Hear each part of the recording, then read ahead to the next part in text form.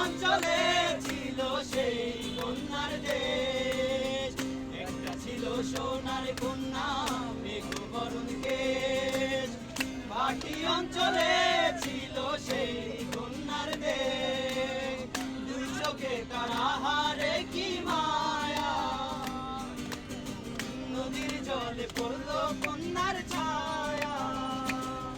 আর তাহার কথা বলি, তাহার কথা বলতে বলতে নাও দৌড়াইয়া চলি, আমি তাহার কথা বলি, তাহার কথা বলতে বলতে নাও দৌড়াইয়া চলি।